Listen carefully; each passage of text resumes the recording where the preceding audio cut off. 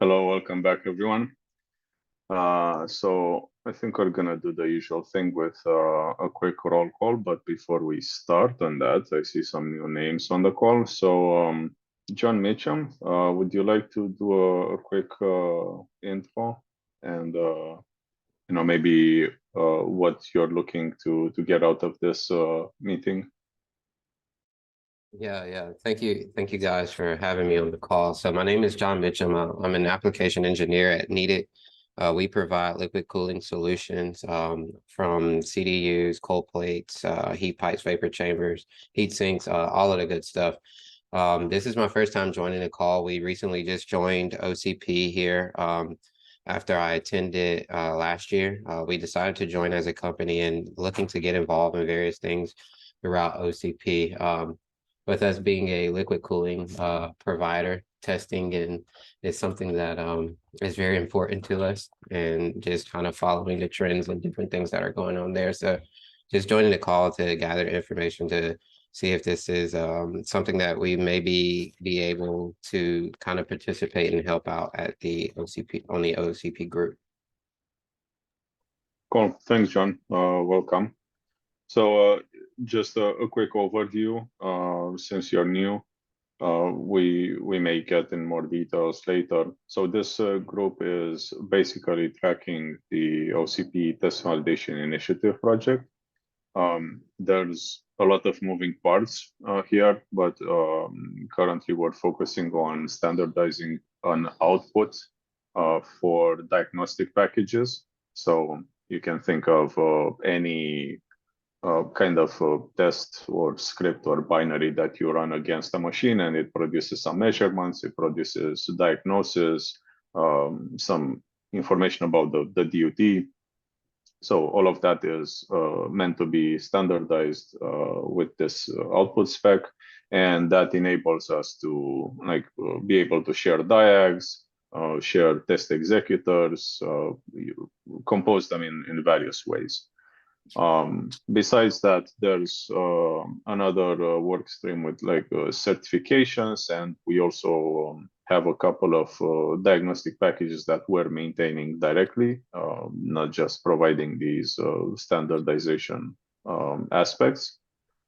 And yeah, I guess that's the short of it right now. If anyone else wants to add something that I may have missed, please go ahead. Okay.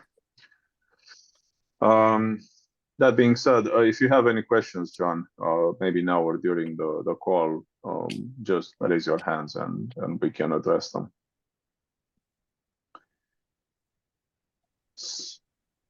So let's do a quick roll call for the status of things. Maybe people that I'm seeing on the call right now. I see a line from you, Igor, in the status doc. I don't know if you want to add or say anything about that. There is not much to say. I promised to talk about Rust diags, but right now I'm focused on an internal project. I want to reach certain step in this project, and then I can distract and prepare what I promised. So it will happen a little bit later. All right, thanks for the update. Other people, Young, I don't know if you have any updates to share on VC. Yeah, hi, I just came back from a month of paternity leave, and I saw emails from both you and Dan, two projects. So I'm just going to follow up on these. No worries. Welcome back. Yeah, thanks. I don't see Satish, but I see Hua. Do you have any news on the LMP tool development? No really news of but I've been troubleshooting a lot of LMT failures, and just FYI, it's pointing to a lot of hardware support and hardware or firmware corner issues. So in the sense that I have to tweak the test often to accommodate or to troubleshoot. such scenarios.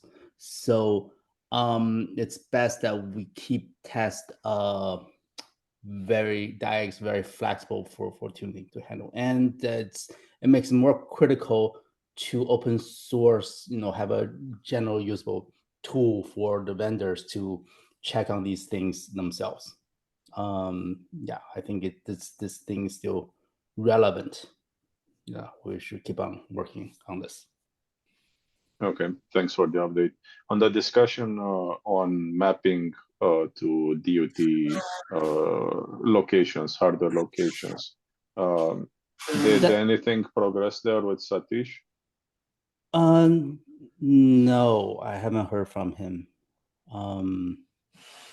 Okay, Yeah. do you need me to start an email or maybe ping Yeah, maybe we Satish need or... to revive the discussion. Okay, I'll ping Satish and see where that goes. Okay. Daniel or Vincent, do we have anything to share maybe on the Fava side? Anything new happen? Nothing on my end. I'll let Daniel go. No, nothing from my end. We are about to release more generally in the next few weeks the version of Fava that has the default output to OCP. So we will start seeing information from the field from the ODMs. I see. Very nice. Okay. So that being said, I think this is all the people that I see on the call right now with on the tracking side. If I missed someone, just let me know. In the meantime, we have a new exciting tool that Venkat wants to talk about. So go ahead, Venkat. Thanks a lot. I will share a document which I just kind of put together and reviewed with Adrian this morning. So I'll kind of go over the motivations, right? Like, so we have like the open source SSD workloads that's in progress, but there's also like an internal like RDT style, like a long running test tool, which is common to both SSDs and HDDs, which internally we've used in Meta, and it's been successful in like exposing various failure modes, early firmware debugs and stuff, right? Like this tool was originally not part of the open sourcing effort, primarily because it was kind of its own standalone tool with a very tight coupling to Meta infra. There is an internal need for rewriting some part of it into a standalone tool, and we thought this would be a great opportunity to kind of see if this makes sense as a standalone OCP diag tool, and which can be used for HDD and SSDs. So the goal of this is to just present like the idea and see feedback and kind of see the interest levels and stuff. So what we are proposing is this tool called Test Drive. In blue is everything that we'll kind of be developing initially. So Test Drive, like I said, it's an RDT kind of style tool. Its idea is to keep running over like several days and potentially even months, right? Like to try and expose any failure modes. This is really kind of aging the drive, and you could take any drive from any part of the fleet and make it kind of as opposed to your short stroke drive, right? And the stress mode it uses, it has like synthetic stress, which are based on FIO workloads, and it can also do block trace capture and replace. For synthetic stress, the good part is it has an already open sourced repo of workload emulations called FBFIO Synth. This is in the Facebook incubator GitHub repository, and that has emulations for RocksDB, cache, and even four corner type FIO jobs. So we thought like putting an OCP DAG output format around FIO synth would be by itself be a good minimum viable product, right? And then we'll talk about the full kind of capabilities that the current internal tool has, which we are bringing to Test Drive, but in a modularized fashion. So the other things that Test Drive can do is gather both like continuous kind of non-intrusive telemetry as well as like more intrusive debug log collections at what we call lunch breaks, these periodic stops, or when there's a failure. And the other thing is we could link to a JSON source of truth for different drives, like kind of their rated endurance, and then we can kind of control the acceleration factor at which we age the drive. So what we thought might be a good idea is, like, in the short term, we are basically revamping the synthetic workload part, and that by itself would kind of make sense as a OCP diag kind of initial release with adding just diagnosis and aggregated measurements that FIO spits out at the end of the test. So this, again, like I said, a lot of this is for, as opposed to things that you would give to the vendor, this is really for running at hyperscalers, right? Like, and then in the second phase, we are planning to add like telemetry and the challenge there has always been like a lot of hyperscalers, I'm sure, have like proprietary plugins and patches and stuff. But then now we have the OCP plugin as part of NVMe CLI.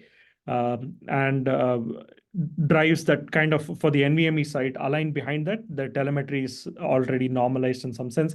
And then for HDDs, there's always the SCSI log pages and stuff. So collecting these telemetry and then providing the option to extend it to any internally telemetry, modularizing the design that way will help us ship telemetry as like the second piece. The third piece would be the log collection. Again, here, a lot of this is like right now baked in as a monolith, but breaking it out actually allows us to kind of have three independent tools in some sense, right? Like there that you can kind of invoke. And that's the refactoring that we're going on, that we are also targeting.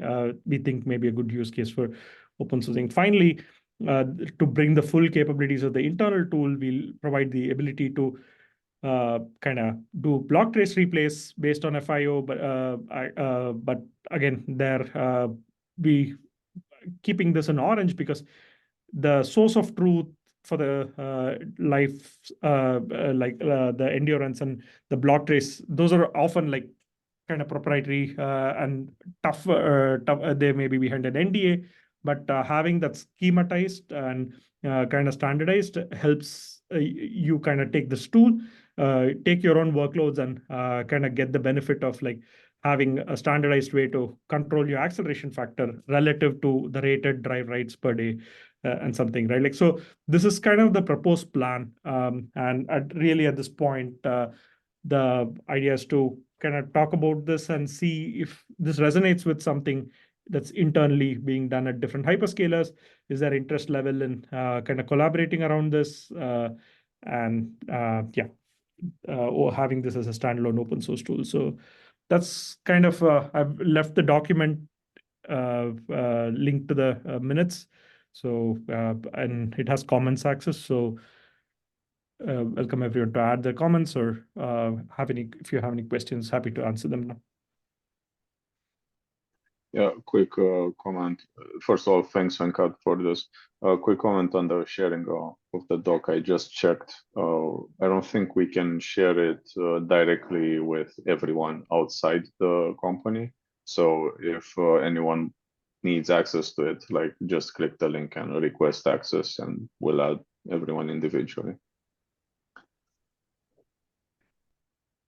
Adrian, I wonder if you put it into the OCP project. There's a Yeah, I thought of that already. It's going to give access to the people that are in that drive, but it's still not going to be everyone necessarily. I'll move it there after the call.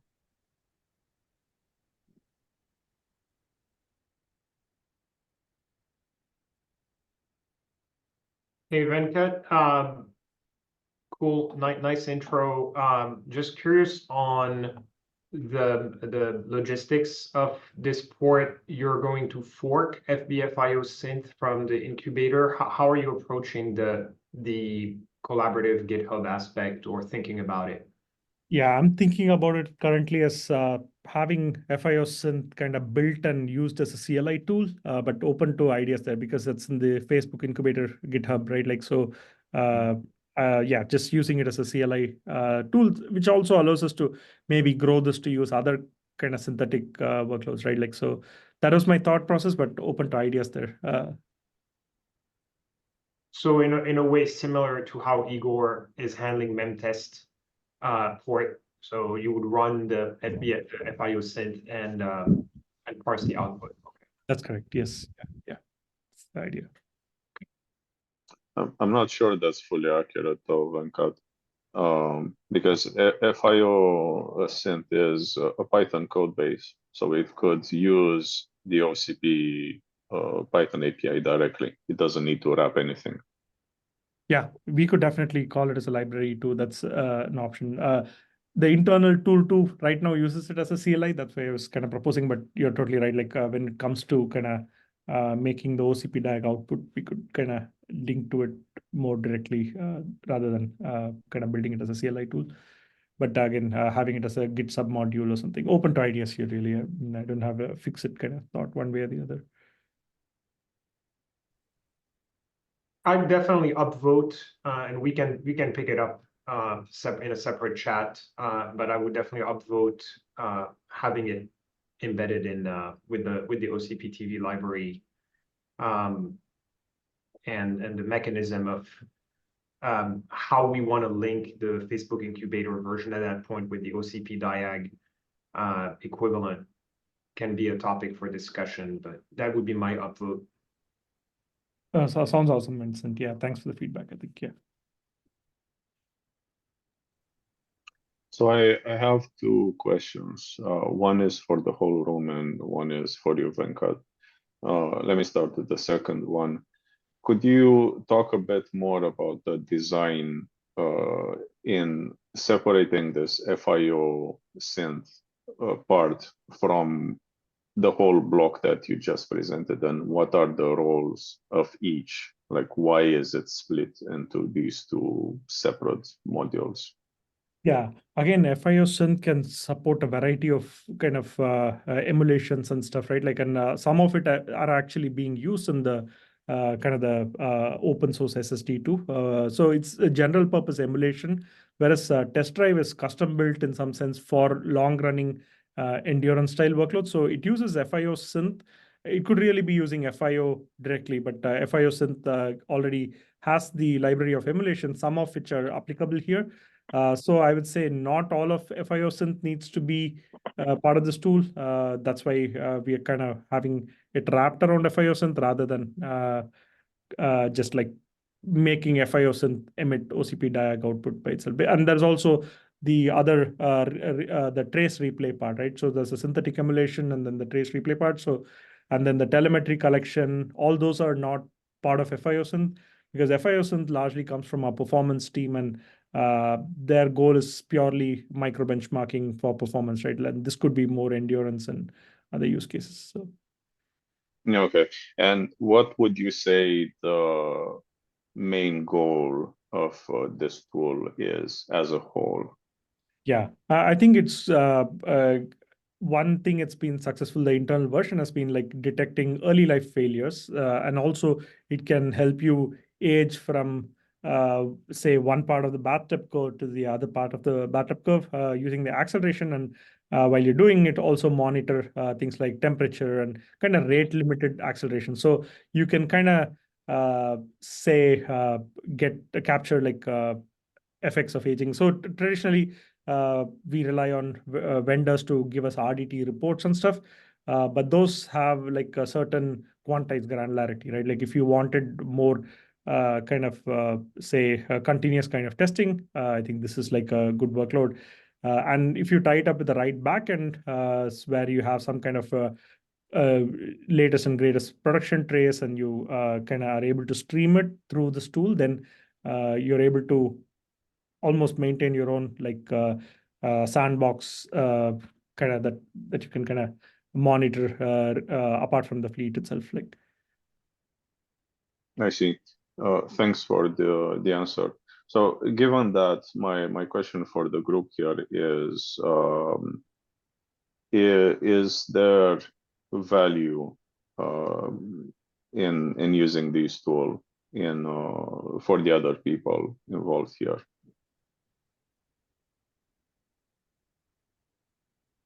I see a thumbs up from Marcos, but maybe you wanna do a bit of an audio clip to express your opinion. Yeah, absolutely. I think the any tool that allows us to do better validation is an improvement of wherever we are today. And if it plugs into the like in the OCP diag format, just it makes it easier to reuse in many more locations. I'm fully on board. My focus is always manufacturing, but we equally have to provide some validation tools to our vendors to do the system integration testing ahead of that. So validating this sort of stuff is way valuable. I'm also really like the modular aspect of it. I'm kind of intrigued of seeing how that's being implemented. And when you talked about logging, are you thinking about adding the logging as an attachment or as an artifact, or using the existing logging infrastructure? Yeah, great point. I think Adrian's suggestion was like we could have measurement series for the kind of the non-intrusive, continuously pulled logs like that, the smart data and temperature and those statistics, and then we could use file kind of artifact for more of the core dumps and things that are on debug failure. But then, yeah, they would again kind of be encompassed by the OCP diag output format.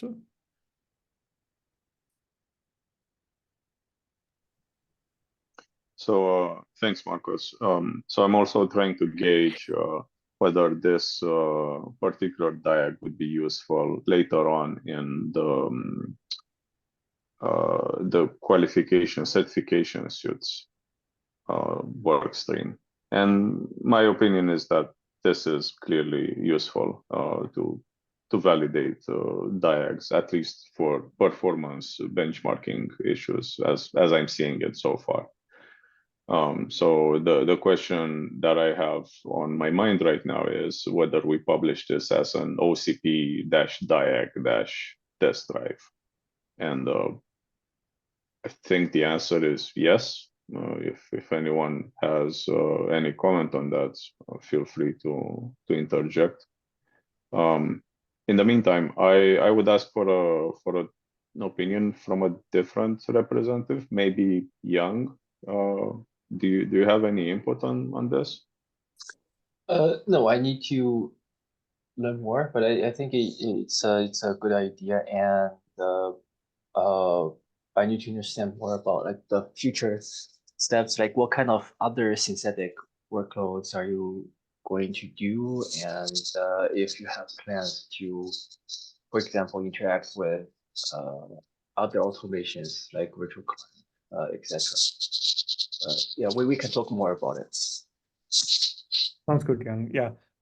Again, I think one of the learnings from the previous tool was like when we tried to give it to vendors, there was a lot of like licensing issues around the block trace, whether we could share that and kind of the emulations, right? Like, so I think that's kind of going back to Marcos's point, that idea of granularize or modularizing is really to provide like the ability to plug in your own workloads, your own block trace, and we could make standalone scripts, right, like that, do the block trace capture and are able to kind of grow it in a certain way, either n number of iterations or grow the LBA range. So those can come kind of as standalone pieces, and this would purely assume that a workload already exists, and if it's not something that's like in the FIO synth repository that's directly applicable, people would have the option of writing their own like FIO files, and then what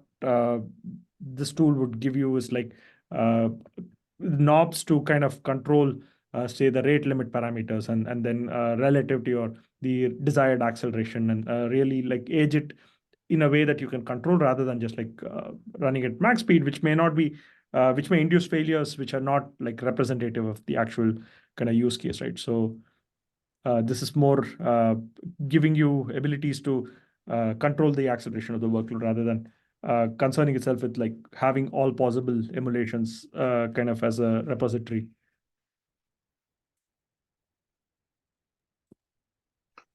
So if that answers your question, Young, let us know. Yes. Yeah. Thank you, Nathan.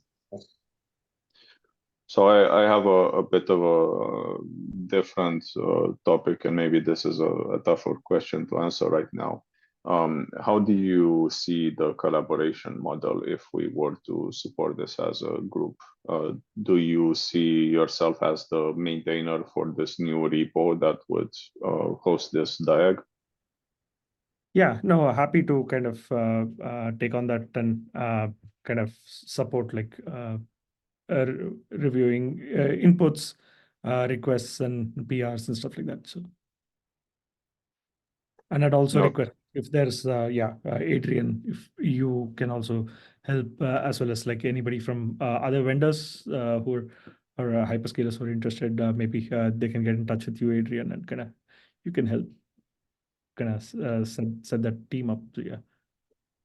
Okay. So I suppose that at this point, given what we've discussed so far in this meeting, it looks like a good idea to continue with this plan of open sourcing the tool, right? So we can have another status call at some point in the future to see where things are at. I don't think we have a timeline right now specifically on when stuff is gonna proceed. We don't necessarily need a timeline commitment as far as I'm concerned right now.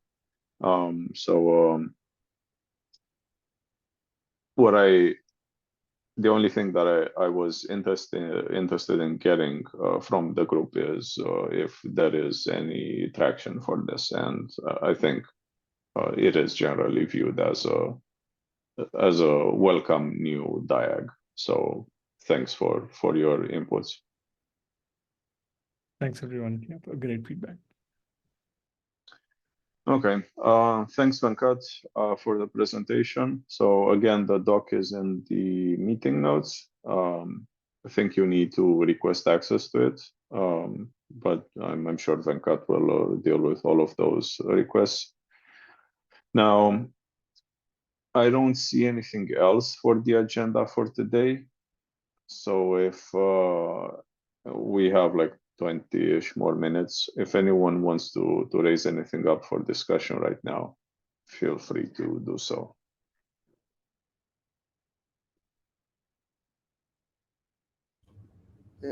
So I'm working on a design doc for our internal, I call it a test sequence generator, which is basically meant to puke out a sequence, a list of tests to run on a particular DUT, given the makeup of the DUT. And the idea is that it would return a list of Melton/OCP diags that are relevant to the DUT based on the configuration, etc. In doing so, like this is very much something that is currently being designed with the mindset of something that would be for open test and speak, because it returns an open test list of things. But I wonder, we had a brief conversation on this idea of a layer above a diag that was made up a collection of tests, so that a test campaign could be repeated in different environments, etc. And I wanted to either participate in a discussion if we look at something larger about how to handle that sort of use case, or what the design would take into account to make sure that I don't end up way off in left field and unable to take advantage, or at worst at least provide some insight on the challenges and things that I've encountered in my design, for things to consider, so that we come up with a better design for the OCP version.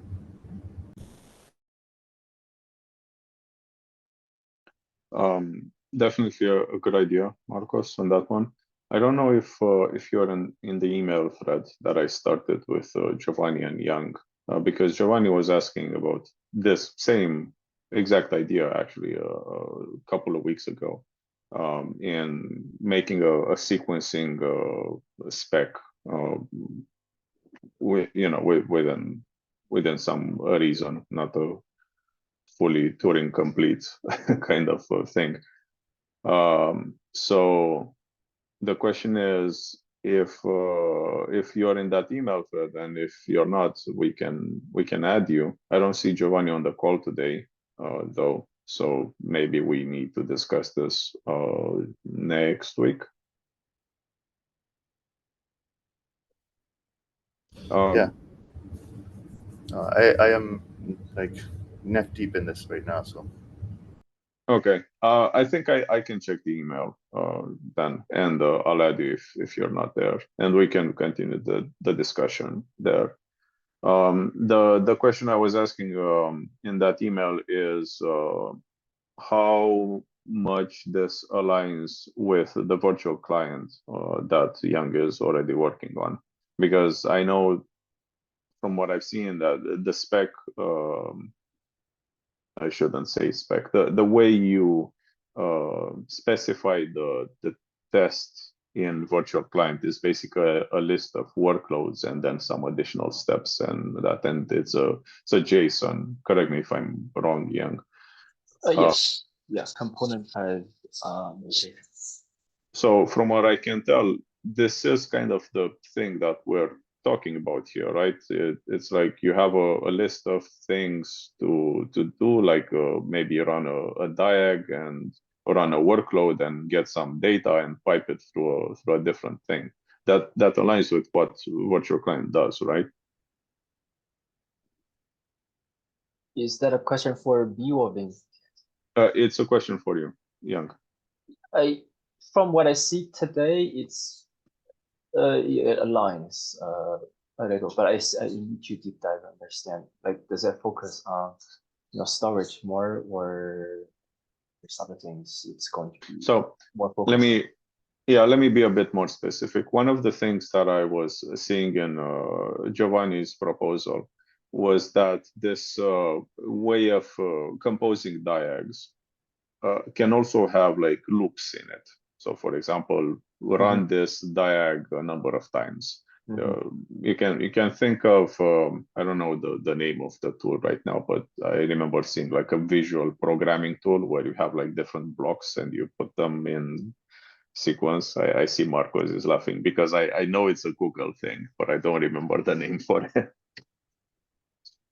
So the question is, does virtual client in the way you specify the test, does it have access to looping workloads? Yes. Okay. By default, it does. You can either define how many times or a timeout duration. Right. Okay. So this is, from what I can tell so far, this clearly aligns with both what Marcos is saying and Giovanni. So we can continue this discussion on the email. And yes, Marcos, the National Instruments Lab View, I have had experience with that as well. But there's also like a thing for kids programming that I remember from Google that has like a visual programming style. I think you're referring to Turtle, right? The MIT Turtle visual programming. I think it's Scratch. I think it's Scratch rather, but they're similar, right? And logo, and yeah. Logo.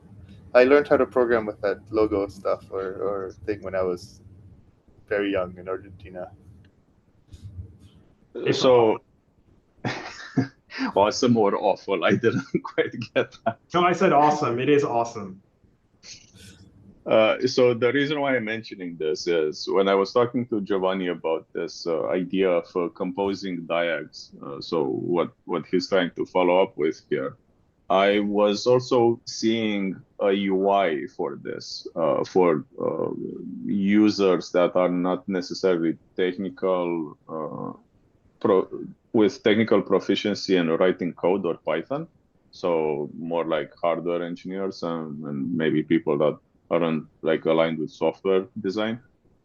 So in that sense, it kind of makes sense to me that there could be like a UI tool, and you have like workloads, and you have like some simple loops and some reporting, and you just add all of those in like this LabVIEW or Scratch or whatever kind of similar UI. And at the end of the day, you make a new diag composed of all of those. Just an idea. Go ahead, Vincent. Yeah, I wanted to chime in a bit, a few random thoughts on your point, Marcos. I think there's the certification element of a sequence of diags, right? So if we want to have a vendor propose that they're compliant, we need a way to communicate that you need to pass these, 8, 12, 20 diags. So that very clearly has a huge value proposition for everybody, of interest in this community. The test sequence programmatically starts blurring the line with the test executive. And so, yeah, I can see why you're bringing up the point, because once we start introducing a common test sequencer, and if we want to put this in OCP diag, then we need to be ready to buy into this format. And so I can see the discussion and that being its own work stream, because right now I think every one of our test executive handles this one way or another.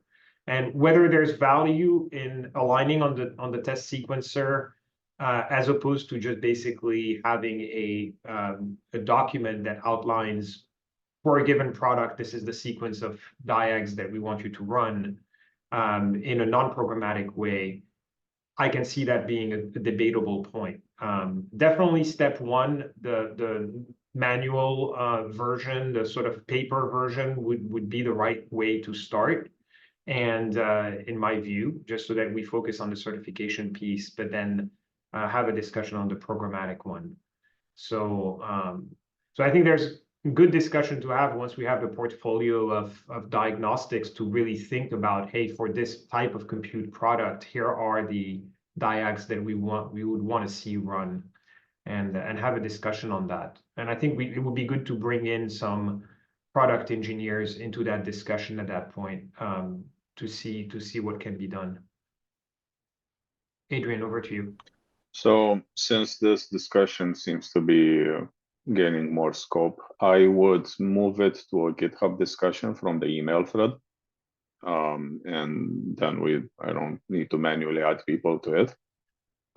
Secondly, on what you just said, Vincent, I actually have thought about this differentiation between the test sequencer and the test executor last week. And it clearly, there's some intersection there. But at the end of the day, I would say that the test executor still has more responsibilities to do than just this composition mechanism of different diags. And we need to define what that composition can look like, right? Because if you add a reporting and passing data between the steps and some other stuff, then it clearly goes more into the executor space than just saying, okay, run the sequence of diags and pass everything back to the executor in some way. And that can deal with the reporting, right? So we can define what the boundary there is. But the test executor also has stuff like acquiring resources, locking machines for testing, unlocking them, cleaning up after tests, stuff like that. And that clearly does not belong to this sequencing aspect that we're talking about here.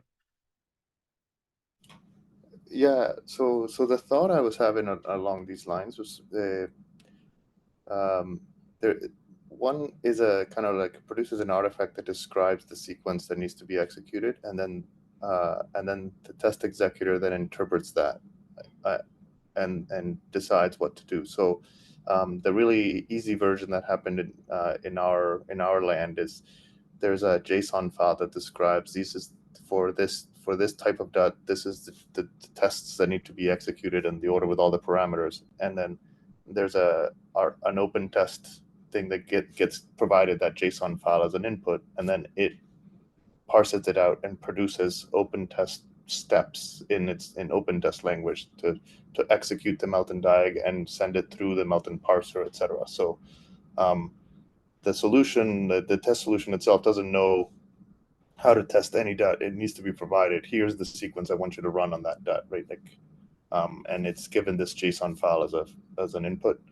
So then that same JSON file could be provided to a different test executor who would then effectively translate it to like Fava speak of here's first execute the PCI test, now execute the SDD test, now execute, here's the parameters, and here's how I inject my connection IP information from however I boot the DUT, and etc. So that's I think like a simpler version of that, and really we're just at that point we're talking about like some sort, like in this case it's like a JSON artifact.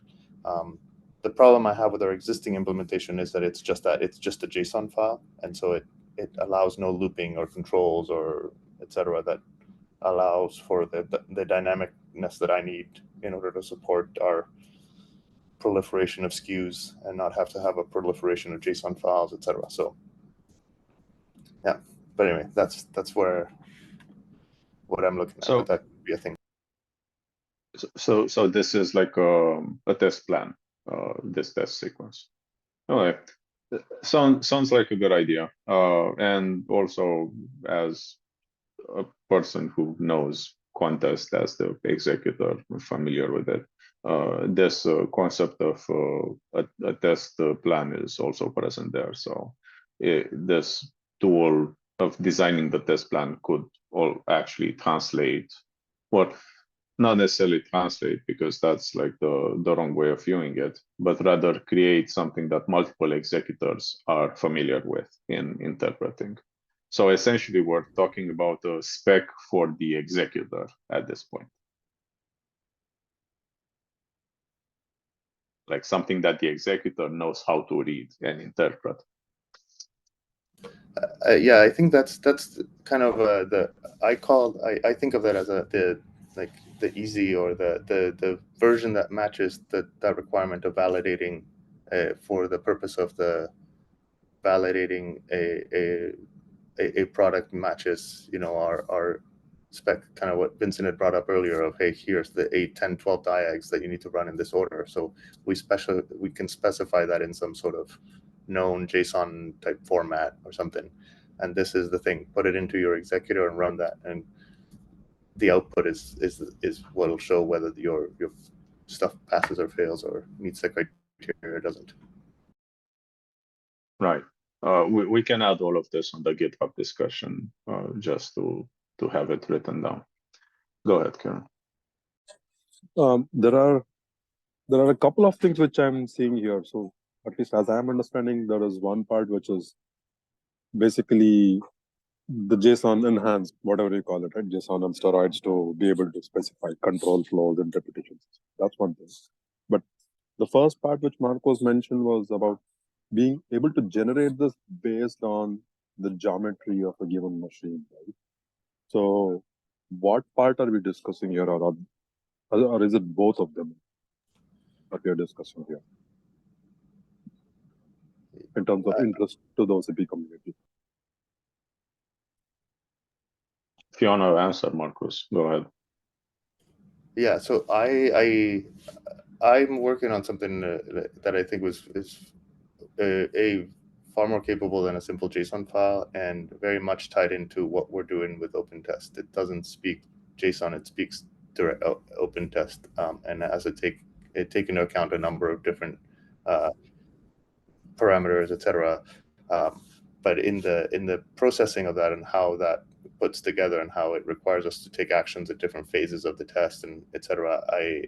I have come up with lots of corner cases or things to consider if we were going to explore the idea of having something like that in a more generic sense. So that's where I'm trying to participate in that discussion to offer my learnings. I don't think what I'm working on would map onto an OCP directly, because it's very much an open test based thing. So that's and then subsequently we have discussed, Vincent had brought up the idea of I'll say like an MVP that focuses on that validation, like certifications use case. And so I offer kind of what we did in this regression system to as a possibility to solve that problem. Listen. Sorry, I'm not going to answer Karen's question. It was slightly different, but it was still on this topic.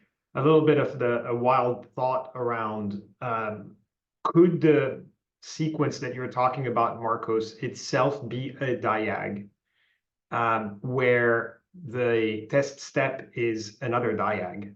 And so fundamentally, if we say we have a diag for this new product we want to put out into the OCP world, and it's going to be named after, we want to basically run a diagnostic for this DUT, right, for this type of product.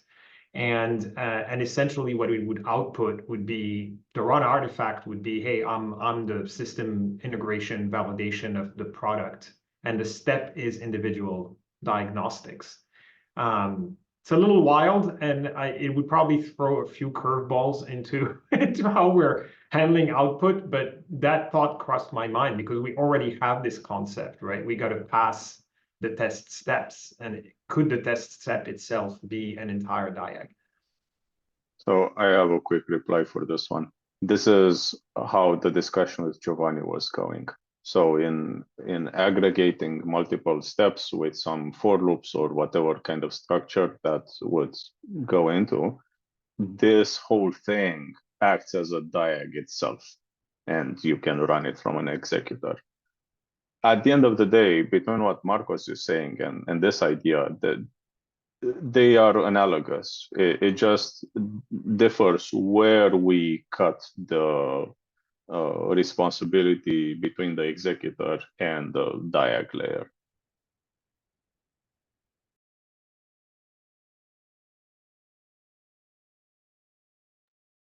It does raise a feasibility question that, again, we can take that one offline, but in terms of reading, could a diag have as output another diag? So is there a recursive sort of nature or limitation in the way we would interpret this output, which is a little bit where we might get ourselves in hot water there. I'm gonna rename the group higher order OCP test and validation.